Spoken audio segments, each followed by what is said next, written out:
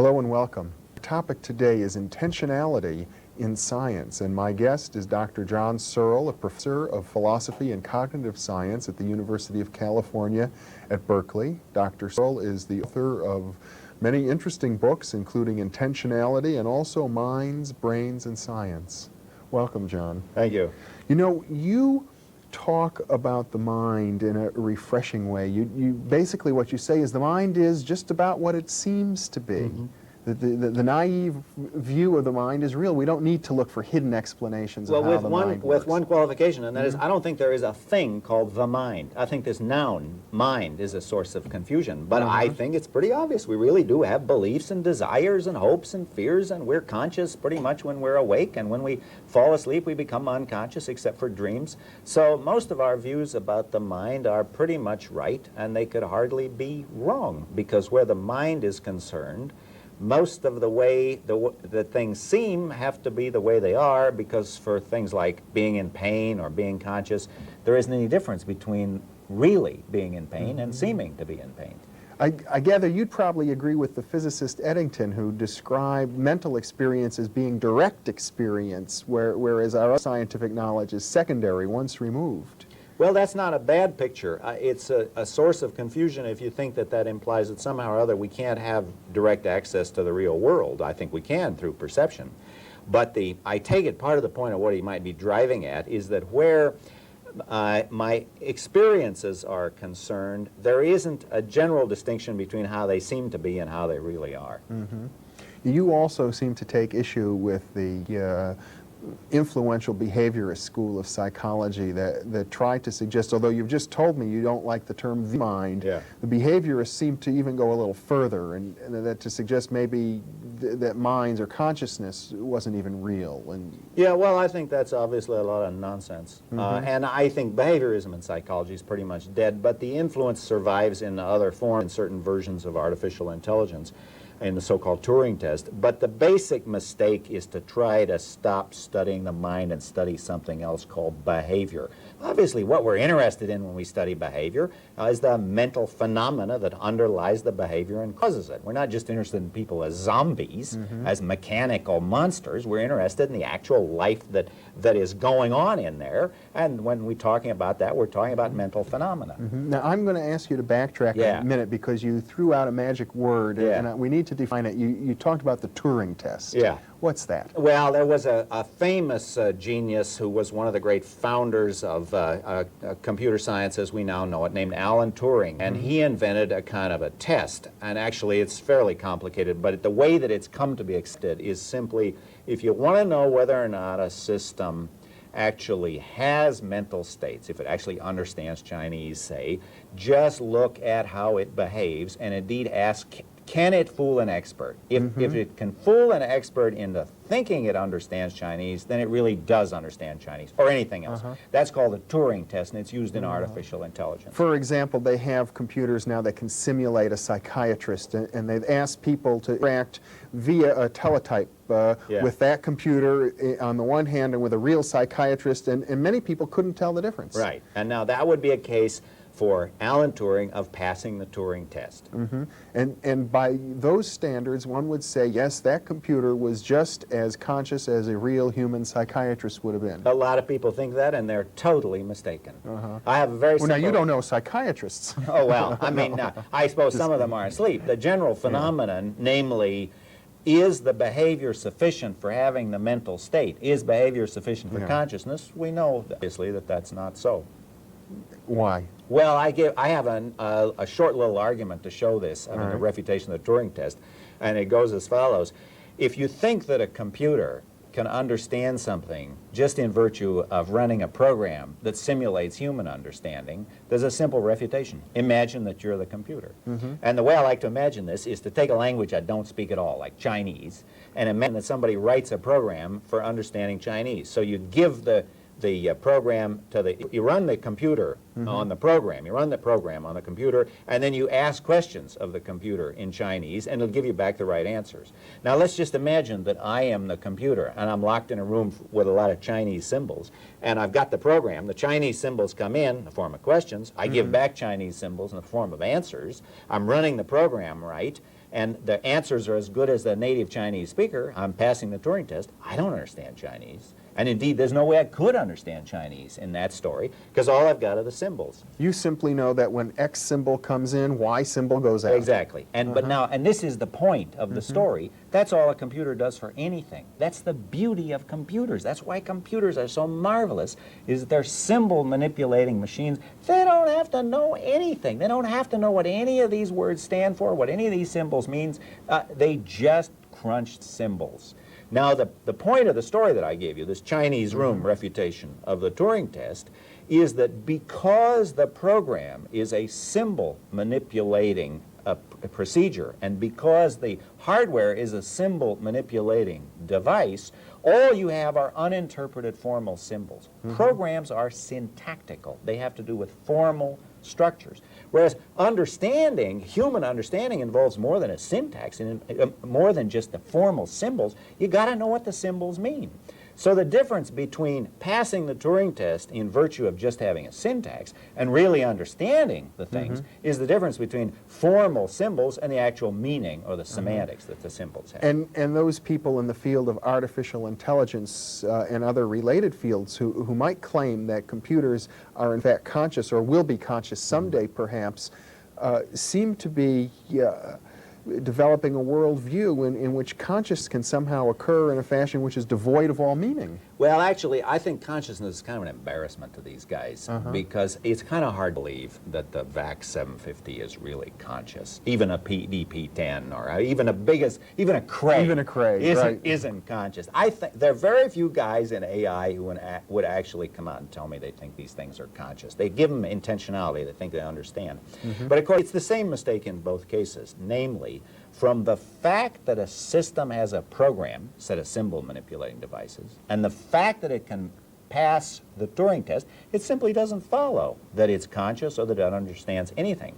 Now, of course, remember, we're all computers in a trivial sense. Everything's a computer because everything instantiates or implements some program or other. You're a computer, so am I. So, of course, some computers are conscious, namely you and me. That's not what's at issue. What's at issue is, can a system have understanding? Can it be conscious solely in virtue of running a computer program? Is that enough? Is that all there is? And the answer to that's obviously no. We knew that before this argument ever got going. It's just, as you were pointing out, it's behaviorism plus the Turing test plus the power of computers that's given people this illusion that all you need is a program that will pass the Turing test. Well, you know, you also take issue with kind of the inverse of this argument, which is to those in the field of cognitive science who are now saying, well, the human mind is just a computer, and when we apply information processing diagrams, then we'll understand how the human mind works. Well, what they say, if you watch them carefully, is they like, this is a favorite equation in the cognitive science literature, is to say the mind is to the brain as the program is to the hardware. So the mind is a program, and any system running the right program would have a mind in exactly the same sense that you and I do. Now, we know that that's false, and we can demonstrate its falsity in exactly 4 words. Syntax is not semantics. I mean, that's really all it takes, given the fact that the program is syntactical.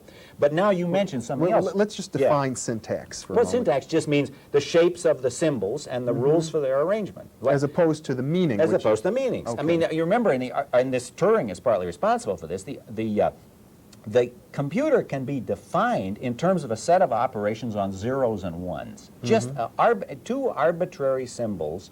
And this is what's so wonderful about computers. You take these symbols and you do sequences of zeros and ones and formal operations like, for example, you erase the 1 on this square of the tape, and then the head moves to the left of the tape and writes a 0, and then it moves back.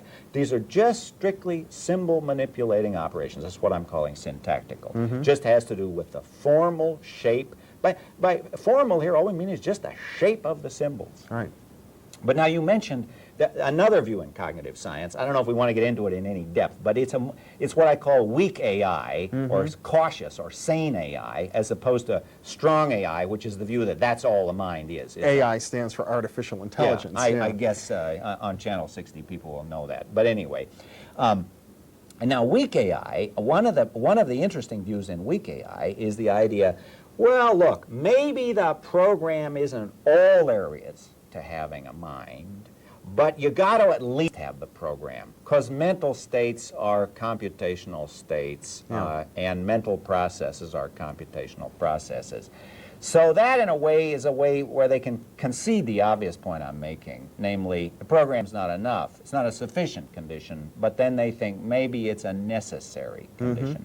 Now, that's kind of a desperate maneuver, and there isn't any evidence for it. But if you probe the reasons why these guys hold this view, it's the old mind-body problem. They can't see any other way to solve the mind-body problem. They think intentionality can't function causally by itself, and it can only function if it's physically implemented, and this is where they get excited, and they say, in the entire history of science, there's only been one answer to how mental could function causally, how semantics could be causal, and that is it's implemented in a computer, in a computer hardware. And you take issue with that. Yeah, right. That is, I think, that there isn't a problem about how semantics can function causally, because we all experience it every day. I mean, for example, by semantics, we just mean mental contents, okay?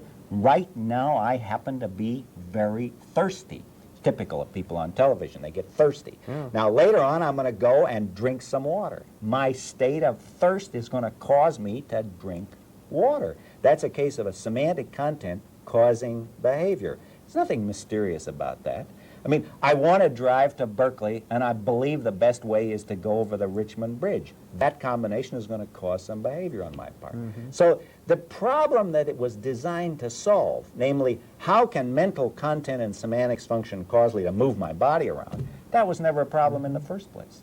Well, I think as a philosopher, one of the interesting things I find in your work is your willingness to deal with this kind of naive view of causality and to stand up for it, to suggest that this is our basic experience, this is what we have, nobody's going to be convinced otherwise, even though it seems to go against the whole grain of modern science. Well, actually, the whole grain of modern science is not so much opposed to this as you might think. It's the ideology which has been inherited from a 17th and 18th century attack on a certain conception of causation. And the attack was led by David Hume, and he said, there isn't any experience of causation. All there are statements of regularities. All we can find are regularities in the universe, and all we mean by causation are these regularities. Now, of course, nowadays we think the regularities are the scientific laws. But the real mistake was to suppose that there's no experience of causation.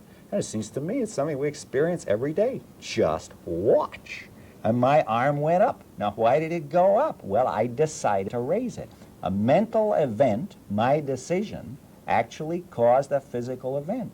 Somebody thinks that can't happen, or I can't experience that, you just watch me.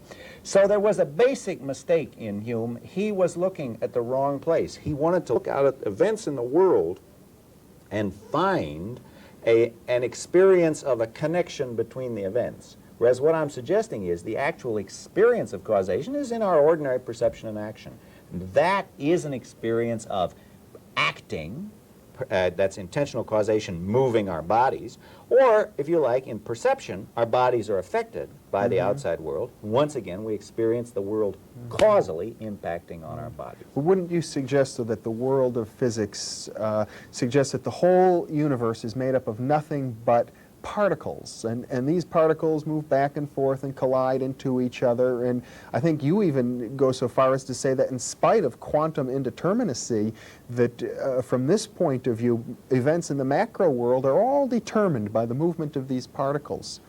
So it's rather bold, I should think, to suggest that a mental event can have a causal influence. Right. Okay. No, now, you pose the problem exactly, and let me just give a brief answer to it, and that's this. Is the world made of minute physical particles. Well, particles a bit misleading. They're points of mass energy. But anyway, it's made, we'll use a technical term, itsy bitsy bits of stuff. Okay, there's a lot of little entities which are the ultimate composition of reality. But now here's the marvelous thing from this point of view, and that is this combination, these systems of entities, have higher level physical features. They have such things as a mass and velocity of larger systems than just the individual particles of which the systems are composed. Right. And among those systems are biological systems, some of which are alive. And among those that are alive, some of them have nervous systems, and some of those nervous systems are able to sustain consciousness. Now, on this picture, consciousness is just an ordinary higher level physical property of nervous systems. It's no more mysterious than that my brain should be conscious than that a bunch of H2O molecules should be in a liquid form. Of course, you can't say of any molecule, this one's wet or this one's liquid, but the whole system is liquid. In exactly the same way, you can't say of any neuron, this one's conscious, but the whole system is conscious. So what I'm trying to get across is this. You're absolutely right. The world is entirely made up of and accountable for in terms of physical particles. And there are higher, but at the same time, there are higher level features of these physical particles, such as solidity, liquidity, and consciousness, and they function causally. The higher level features have a separate causal level of reality.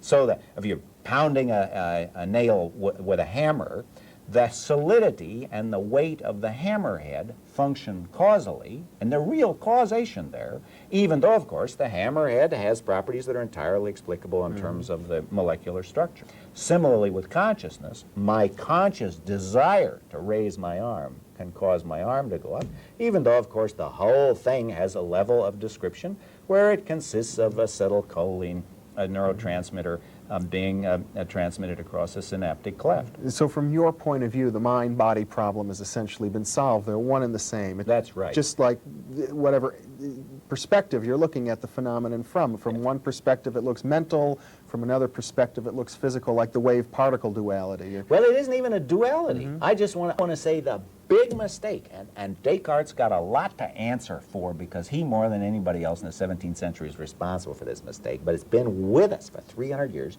The big mistake is to suppose if it's mental, it can't be physical. If it's physical, it can't be mental. And what I'm trying to say is, look, we just live in one world, and let's call that world physical. It's a good enough word. And among the properties in that world are some that are mental. But they're not mental as opposed to physical. They're physical because they're mental. Consciousness is just a higher level physical state of the brain, just like weight and liquidity and solidity.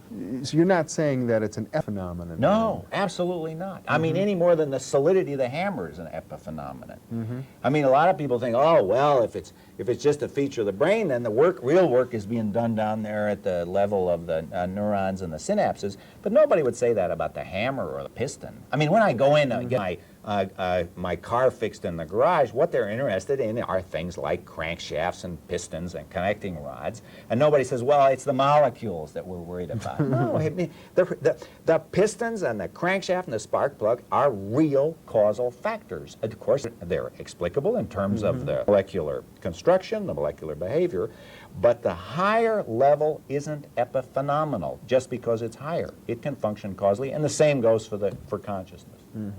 So while you think that the mind-body problem then is really not a problem, in effect, it's a non-problem. Right, it's a non-problem. Because mind and body are in effect a unity as far as you're concerned, an integrated unity.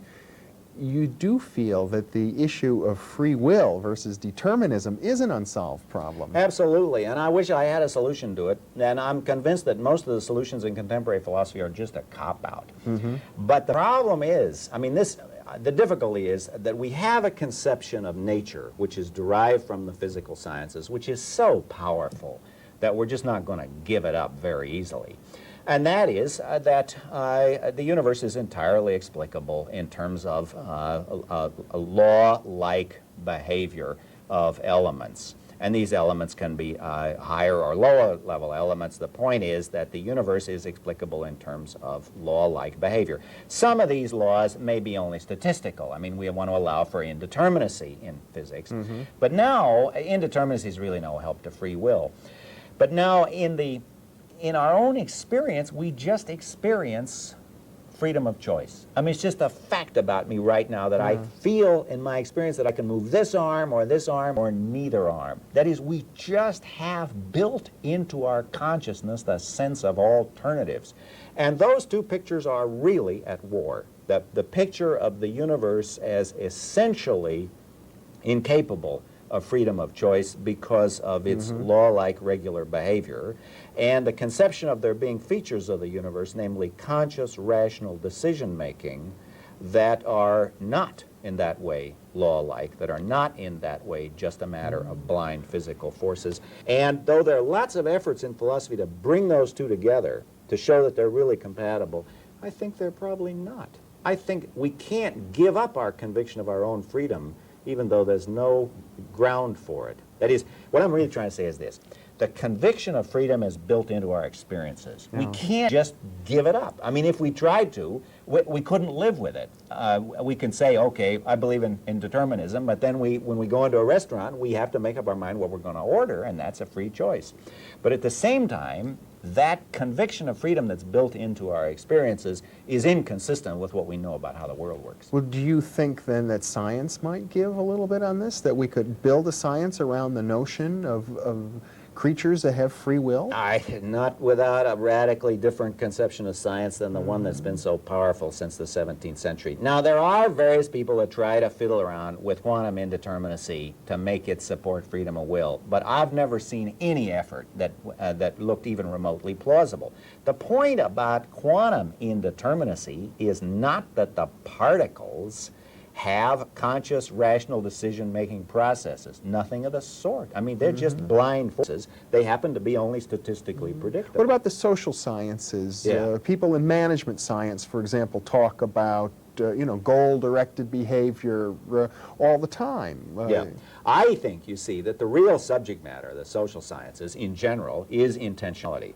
And the social sciences have made a big mistake in thinking they got to look like physics and chemistry. I mean, that's where the prestige and the money and the grants have been in physics and chemistry, so it looks like they ought to be imitating that. But that's a mistake. What we're really talking about is applied intentionality. We're talking, in the so-called social sciences, we're really interested in, exactly, goal-directed behavior. That's what economics is about. So in that sense, if one were to acknowledge that the social sciences have a legitimate domain, it would be this domain of free will. Well, I think that the social sciences are really independent of the question whether or not we have free will, because what they're dealing with is conscious, intentional behavior of greater or lesser degrees of rationality, and whether or not the phenomena that they are describing, whether or not the systematic features of the phenomena that they're trying to describe are actually characterized by freedom of the will or not, is really independent. I mean, whether or not the guy makes a free choice when he buys a Honda as opposed to a Chevrolet, or a Toyota as opposed to a Nissan, whether or not he has a free choice doesn't matter to the economist. What he's interested in is the supply and demand curves. Let me ask you this question. As a philosopher, there's a long and ancient tradition in philosophy, starting, I think, with Pythagoras, in which philosophers have taken an interest in mystical disciplines, in developing or in understanding the mind through meditation, and in developing intentionality through various mystical exercises. And so what's your perspective as a modern philosopher on this? Well, my perspective is very simple. Use any weapon that comes to hand, and nothing gets ruled out of court a priori. You got to try it out. However, the important thing to see is if there were mystical experiences, they're experiences like any other.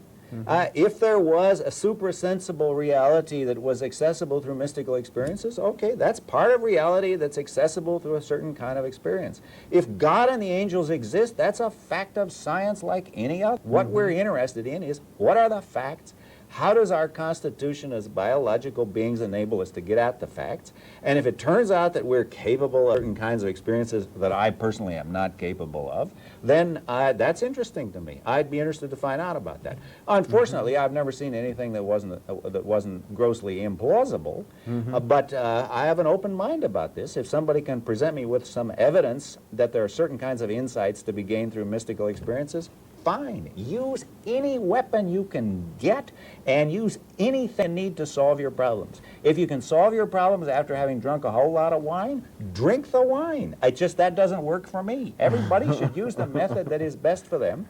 But don't drive. Nothing is to be ruled out of court. One of the aspects of philosophy in general, I suppose, and undoubtedly you would encourage, is for people to question their prejudices, their assumptions that when they go into these realms, because they may have opinions that are based on conditioning, for example, that don't really hold up. Well, in my experience, very few of us, in fact, I guess all of us, fail to use our intellect to the fullest. I know very few people, and perhaps nobody, who really uses his or her intellect to the absolute maximum. And in a way, that's what philosophy is about, is trying to get people, oneself first, but one's students and colleagues and the public in general, to try to think a whole lot harder.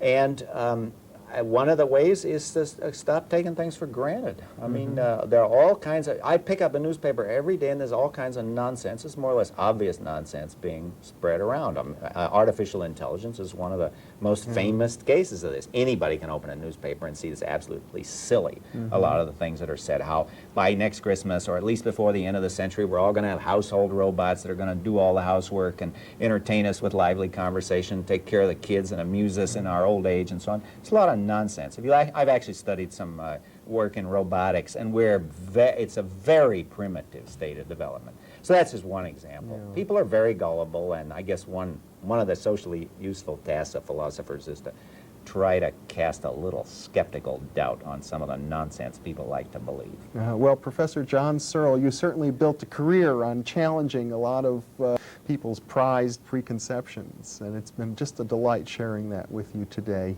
Thank you. Thank you very much for being with me. And thank you very much for being with us.